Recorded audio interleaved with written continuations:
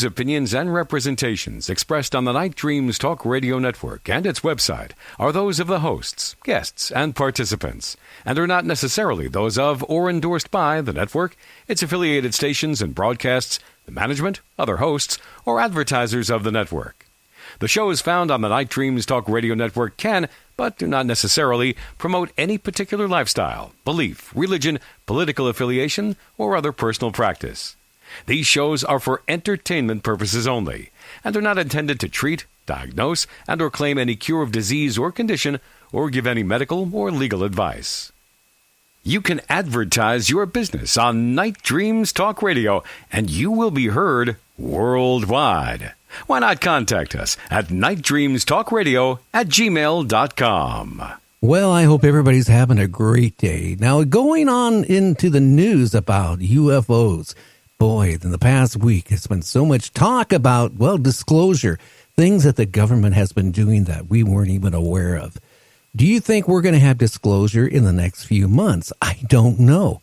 I will tell you this, coming up in February, I have a retired general from the Air Force is going to come on, and he's going to have a 2-hour conversation with us about, UFOs and aliens. He claims they're not the warm, fuzzy little creatures that, people keep talking about.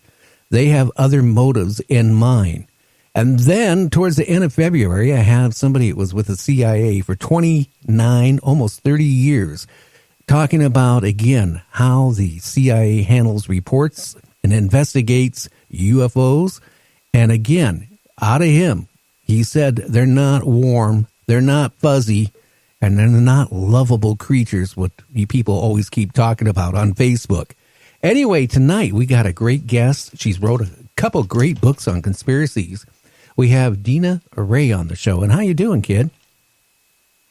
I'm doing great. Thanks for having me back. Oh, yeah. Well, the people on my show love you. Well, thank you. I love them and you. Oh, thank you. Well, don't let my wife hear that one. But, what's your feeling about what is going on right now with the government? Do you think there's a lot of disinformation being fed to the news services, trying just to, make everybody confused? Oh, absolutely. I couldn't agree more with you.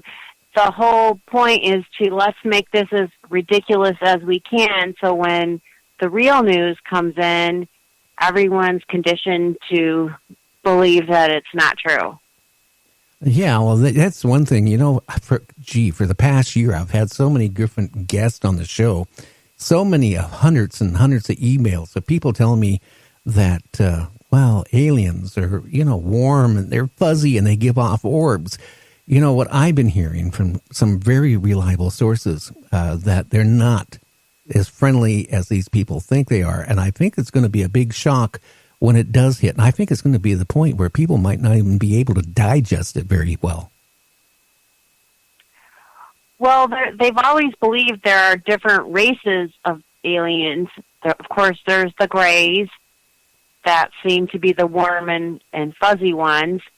But according to, alien history, and I don't know who came up with these ideas, I don't know who wrote them, but it's just kind of commonly accepted. The grays are the sweet, docile types who are everybody's slave in the galaxy, and they're always getting conquered, and they're always doing someone's dirty work. Of course, we've got the reptilians who don't live in outer space. They supposedly live right here on Earth and under Earth. And as David Icke famously coined, the whole entire royal family are reptilians. Obama's a reptilian. George Bush is a reptilian. The Rothschilds are reptilian.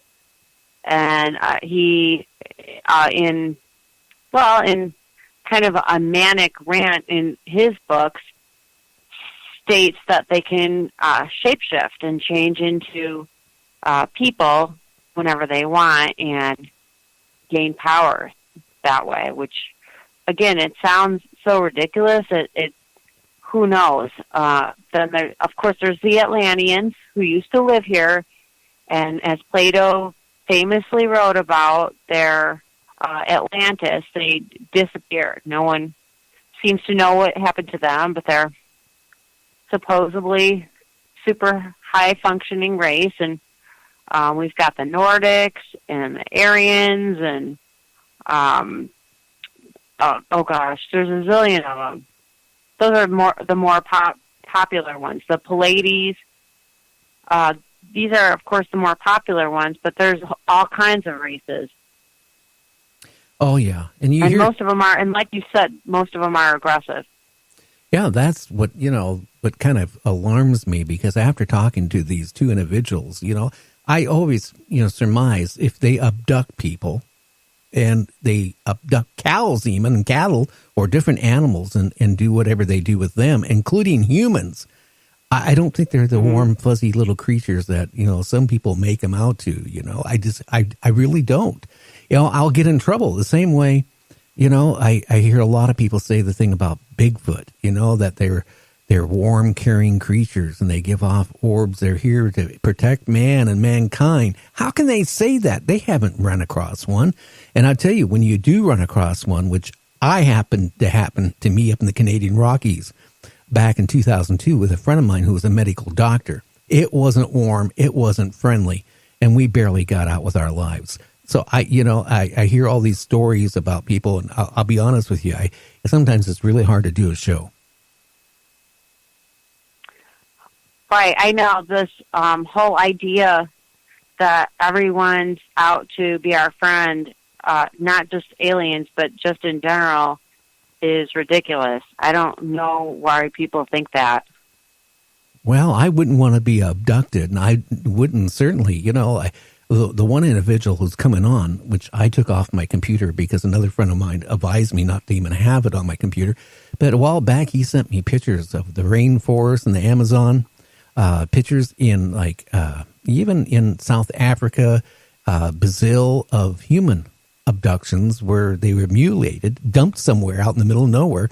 Again, their eyes removed, their sex glands removed, other things removed, precision cuts that looked like it was done out in a laser, out in the jungle. I looked at those pictures, and I'll be honest with you, I couldn't sleep for a night or two after I looked at those.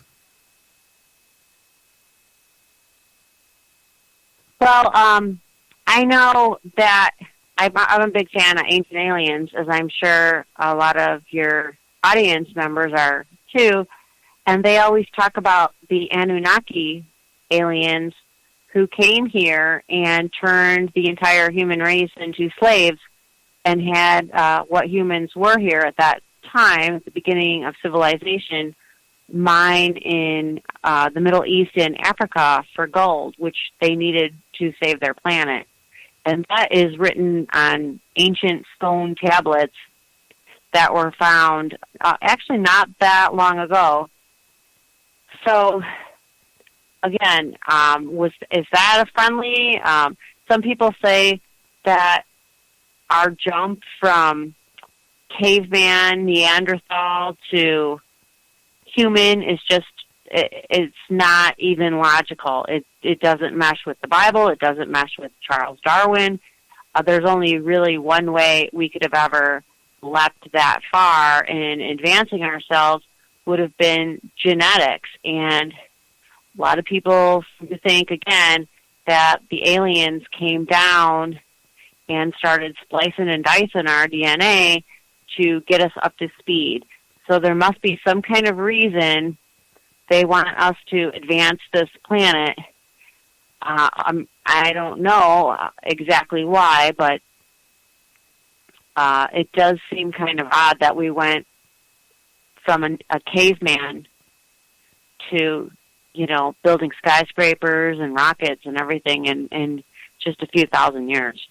Well, yeah, that's the most interesting thing, because, you go back to prehistoric man, even in the caves where they found, the drawings of, men riding, on spaceships, dressed in helmets and garb and all that stuff. There's no way a primitive man could even have thought about that, even let alone, comprehend it to even put it on the wall. So that kind of tells me that we were being visited then. And, it does make sense. I mean, we advanced so fast from prehistoric to modern man. It's like we were, genes, the DNA, different things were modified to just, keep, where we're at right now. And it's not just the story of the Anunnaki on the tablets. It's a similar story in the Torah and a similar story in the Bible with these fallen angels. They sound awfully similar to aliens. So, and a similar story in India. So all over that whole Middle Eastern region, right there by the equator, we've got different cultures writing about beings from the sky taking over. So there's got to be something to it. And maybe that aliens are part of who we are today, and maybe they're coming back because we've reached a certain point and we're good for something for them. Yeah, well, hopefully it's not mining gold, because I think we pretty much mined that all out. But yeah, it's really, it is so confusing right now why all of a sudden this started breaking. And it just started breaking really fast here about 2 weeks ago. And, again, I'm going to stress this. I heard it from two individuals high up in the government. One military, one, with the government, another government agency, said that, I was talking to him. I said, do you think and I was just joking. I said, do you think we could get invaded? And he says the military is looking at that very seriously.